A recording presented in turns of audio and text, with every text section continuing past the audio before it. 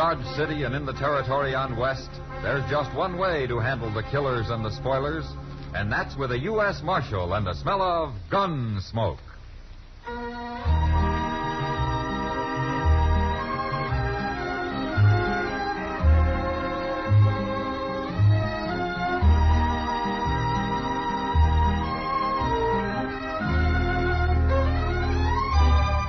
Gunsmoke, starring William Conrad. The story of the violence that moved west with young America. The story of a man who moved with it. Matt Dillon, United States Marshal.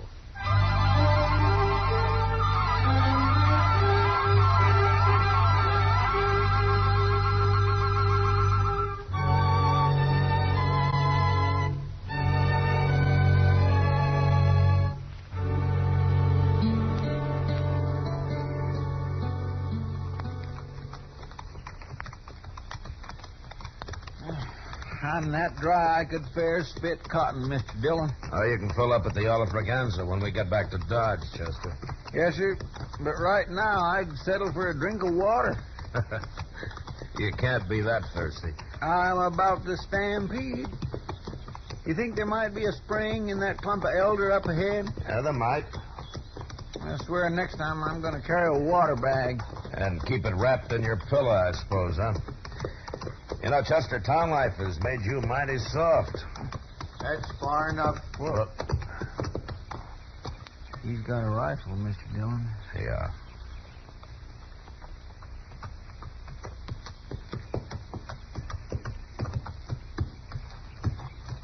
Who are you men? We're looking for water. Is there a spring in there? I said, who are you? What's your name? Matt Dillon. And I'm Chester Proudfoot. You don't worry me. And I never heard of no Dillon. Well, then you shouldn't mind if we got a little water. Okay. But you'll have to drop them gun belts first. One at a time. Sorry. You heard me. You can't shoot both of us, mister. Who is it, Harp? One of them's called Dillon. Dillon? From Dodge? You from Dodge? Yeah? That's what he says. Well, bring him in here. He'll help us. He's a U.S. Marshal. A marshal? That's right, Harp. And instead of us standing here about to shoot each other, why don't you tell me why you need help? I'm Joe Harp, Marshal. Okay, Harp. Who's your friend? Harry Speener. I never heard of him either. What's the matter? Has he been shot or something? I busted his leg. Oh. Well, there's a doctor in Dodge. I can't get him there alone. Well, we'll help you. If you'll put that rifle down. Well, okay.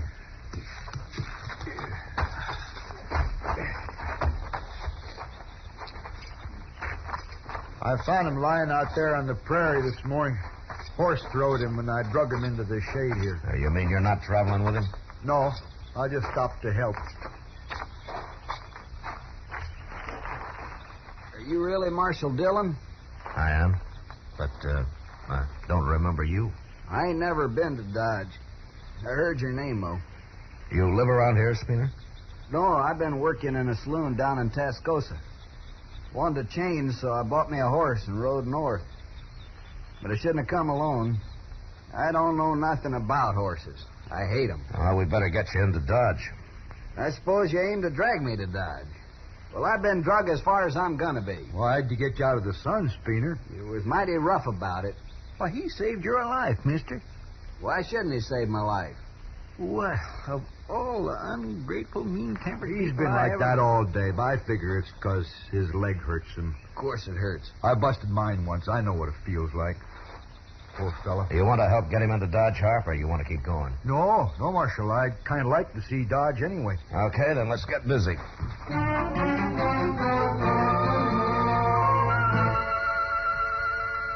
Luckily, Speener had broken only one bone in his leg, and after we rigged up a splint for it, we managed to get him mounted. It was night before we reached Dodge, but by the time he got there, he was too weak to complain. Anyway, I was more interested in Joe Harp. But all I could find out was that he was a cowboy, drifting aimlessly through the country like so many of his kind. He said he had a little money from his last job, and that's why he'd been so wary of strangers. And he seemed honest enough. As 6 weeks later, he was still in Dodge, gambling some, and making friends with most everybody in town. Doc and I were talking about him one day in the office. You know what he did, Matt, about 3 or 4 weeks ago? What, Doc? Why, he came and offered to pay Speener's bill.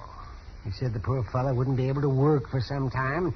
As long as he'd saved him, he felt he ought to help take care of him. Well, did you take his money? I did not. Speener can pay me himself. And he'd better get to work soon, too, because he's already walking around without a cane.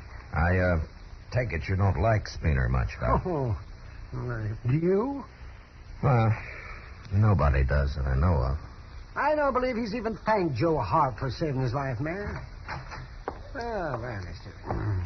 Santa Fe just come in with the mail, Mr. Dillon. Hello, Doc. Hello, Chester. Oh, say, that brown envelope looks official. It is. You want to open it now, Mr. Dillon? Yeah, I better might have my paycheck in it. Here you are. Thanks.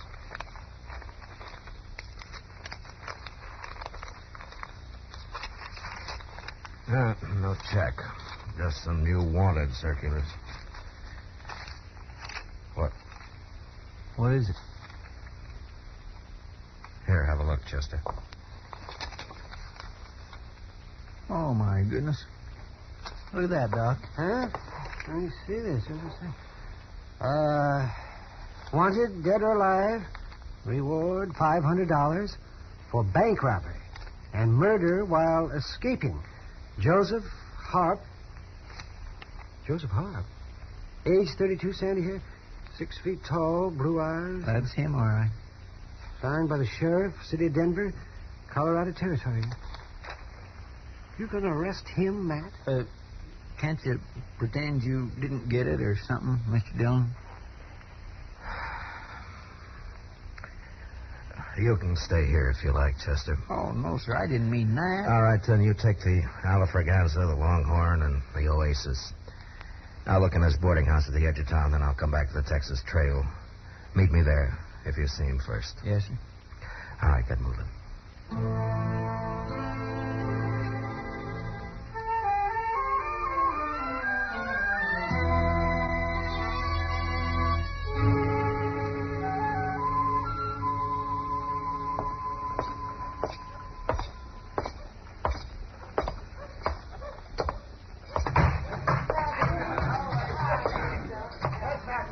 Kitty.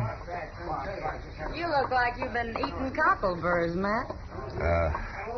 I don't see Joe Harp around anywhere, Kitty. He left. Why? Has Chester got here yet? No. Is there trouble of some kind, Matt? I'm after Harp, Kitty. How long ago did he leave? Well, just a little while ago. He was over there gambling, as usual, and then that Speener came running in and said something to him, and they both left. Speener? Somebody ought to take him out and bury him somewhere. Well, I couldn't find him nowheres, Mr. Dillon. Hello, Miss Kitty. Chester, what's this all about anyway? Harp's wanted for murder.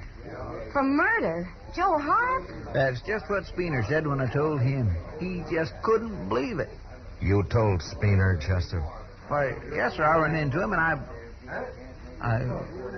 Go get our horses, Chester. I'll pick up the rifles. And hurry. They've had time to get out of town already.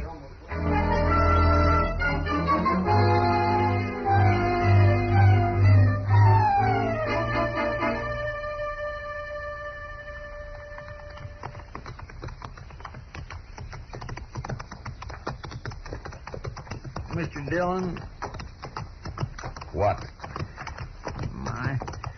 I guess I just wasn't thinking when I told Speener about Joe Harp. I didn't know he was going to run off and warn him. Next time I'll send you out with a potato rammed in your mouth. Yes, sir. Oh, I feel so bad. I wish you would. Oh, forget it, Chester. At least it shows Speener isn't as bad as we all thought. I guess he was just waiting for a chance to do Harp a real good turn. Well, he sure did it. Hold it up a minute. Ho. Look. Hello! Well, it's Speener, Mr. Dillon. He's got his hands up. Yeah. Come on. Get your rifle out, Chester, and keep your eyes open. Yes, sir.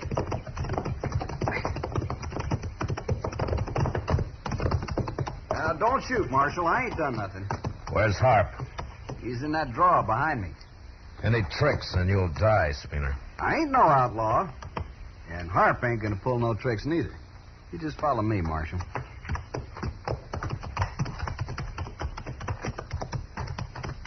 I swear I don't understand this at all, Mr. Dillon. Just follow him, Chester. Yes.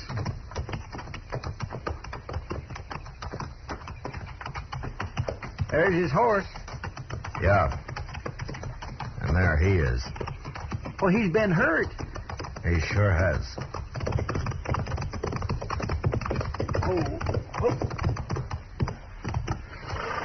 Well, there's your man, Marshal. Did you do this, Spooner? I tried to talk him into giving himself up, but he wouldn't listen. And then he tried to draw on me. Spooner, I can tell from here the way he's lying that you shot him in the back.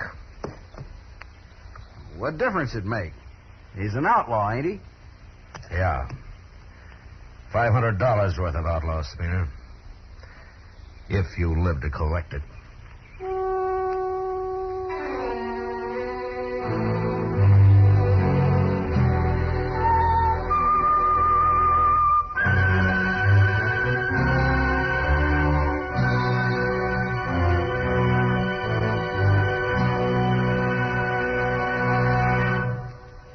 We will return for the second act of Gunsmoke in just a moment. But first, the Red Cross campaign for this year is nearing an end. Have you answered the call? Remember, this year, the Red Cross needs you as well as your contribution.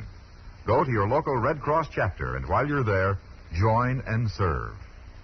Now the second act of Gunsmoke.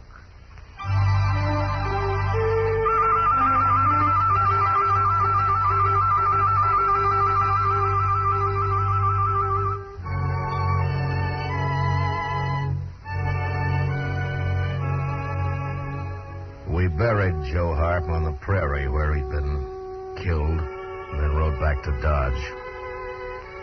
That night, I wrote out a wire to the sheriff in Denver, claiming the reward for Harry Spooner. Then I showed it to Spooner and told him to keep it quiet, and also to stay out of my sight. And he did. And about a week later, I had to send Chester to find him and bring him into the office.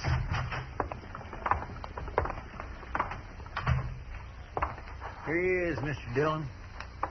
Come over here, Spooner. I've been waiting like you said, Marshal. I ain't talked to nobody. I had a wire from Denver this afternoon, Spooner. Everything's all right. The money will be here in another week or so. Oh. I thought it'd come now. There it is. But I thought you said it wasn't here yet. I'm paying you out of government funds. Oh. Well, that's fine. Yeah, I didn't think you'd mind very much how you got the money. Now, Marshal, I only done my Count duty. it, Spooner. Oh, that's all right. I'm sure it's all here, Marshal. Count it, I said. Yes, sir. 1, 2, 3, 4, 5. You satisfied? 500, that's right. Spooner, nobody knows about this yet. They think I killed Joe Harp. But before they learn who did and how it was done, I advise you to clear out of Dodge and stay out. Why? I didn't do nothing Tell wrong. me something, Spooner. Is Harp the first man you've killed? Of course he is. Well, there are men around here who've killed 10 or a dozen and think nothing of it. But I won't guarantee how they're going to take to your having killed one man. They can't do nothing about it. It was plumb legal. Yeah, it was legal. I earned this money, and before I leave Dodge, I'm going to double it gambling. And there ain't nobody going to stop me. Okay, Spooner. I warned you. I'm going to get rich, Marshal. I'll show 'em. Real rich. Get out of here. I'm going.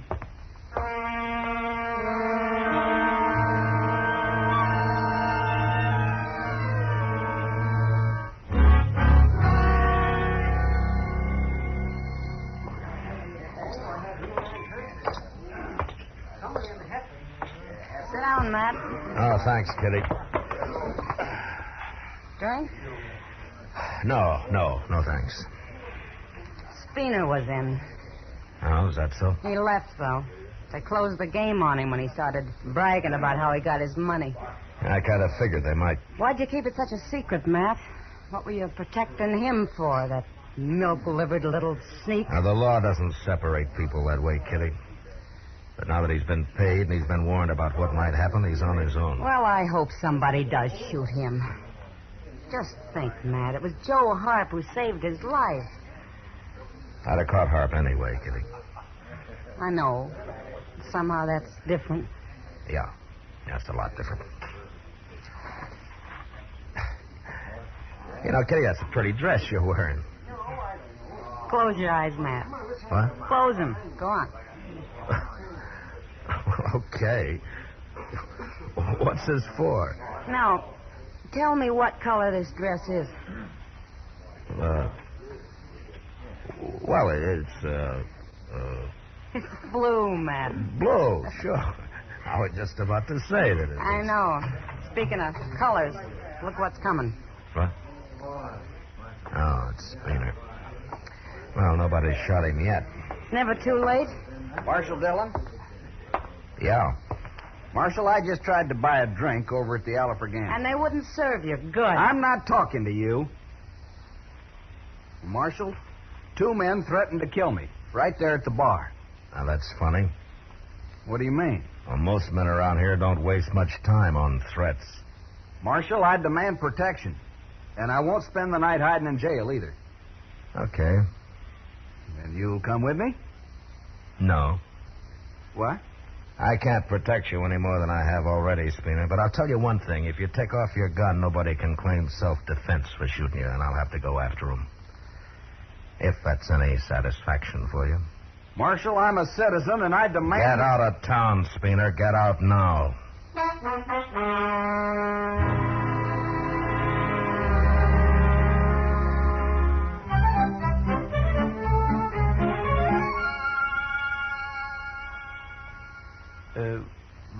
Mr. Dillon, Yeah? could you lend me $1? I went broke last night. Gambling, huh? Yes, sir. All right. Here you are, Chester. Thank you. Hey, wait a minute. You told me you swore off gambling a week ago. You even took an oath. I did. I sure did. Well, then how come you went broke gambling last night? No, sir. I said I went broke, and you said gambling, and I said yes, sir, but I didn't say I was gambling. Chester, keep the dollar. Just go spend it somewhere. Yes, sir, but you don't understand. You see, I've got it all figured out. I swore off gambling, all right, so what I do now is to hire a fella, and I give him the money, then he goes and sits in a game for me, you see. Dillon. Hello, Clay. Marshal, my horse come back. What horse? The one Spooner bought off me when he left town. Well, Spooner's been gone 5 days, Clay. I know. But my horse come back, Marshal. Alone. Saddle? Yes, sir. But it ain't my saddle. It's Spooner's.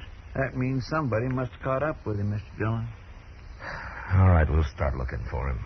I can tell you where to look, Marshal. What? That horse has got red mud all over his legs. And there's only one place I know where he'd get into red mud around here. Now, that watering hole, Granby Springs, huh? That's right, Marshal. Say, do I get to keep the horse now? I don't know, Clay. I'll tell you when I get back.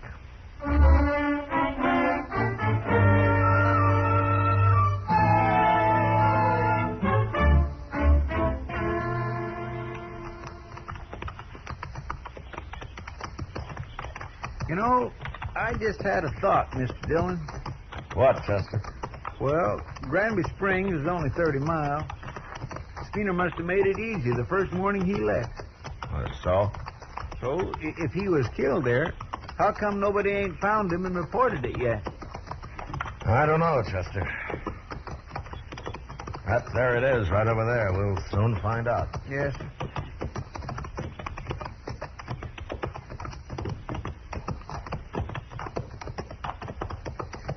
That's him, Mr. Dillon. He sure looks dead. Yeah.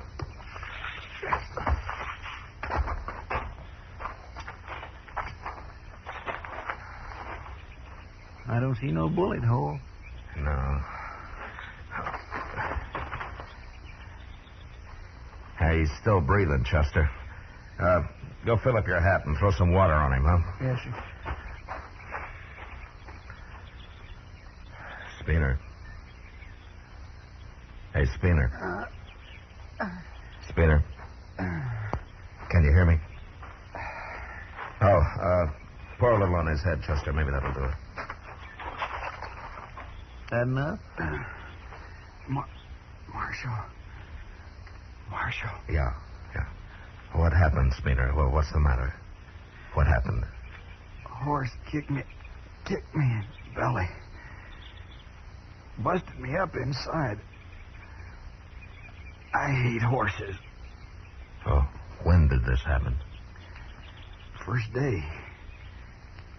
I got off to get me a drink here. I hung on to the reins till yesterday. But I was too weak. Mr. Dillon? What? There's fresh tracks all around here. Not just them made by that horse of his, neither. Sure, there's fresh tracks. Why, 3 or 4 men been by here. 3 or 4 men? They just sat and looked at me, Marshal. They didn't say nothing. Just sat and looked at me, and they rode off. Every one of them. They seen who it was, Mr. Dillon. That's what. Yeah. It's too late now, Marshal. I'm gonna die.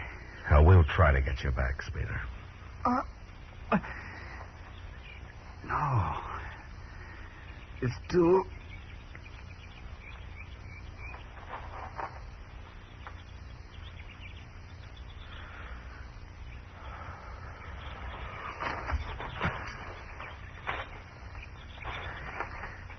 He's dead, Chester. Yes, sir. He wasn't as lucky as when he busted his leg, was he? But you'd think one of them riders might have helped him. You know, except for us, I guess there isn't a man in the country who'd have helped him this time, Chester.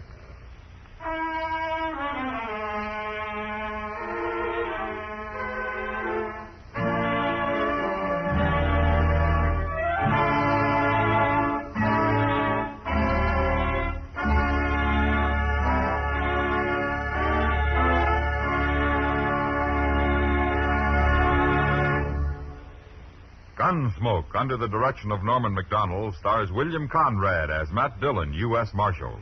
Tonight's story was specially written for Gunsmoke by John Meston, with music composed and conducted by Rex Corey. Featured in the cast were Harry Bartell, James Nusser, and John Daner. Parley Baer as Chester, Howard McNear as Doc, and Georgia Ellis as Kitty. Gunsmoke has been selected by the Armed Forces Radio Service to be heard by our troops overseas. Join us again next week as Matt Dillon, U.S. Marshal, fights to bring law and order out of the wild violence of the West in Gunsmoke.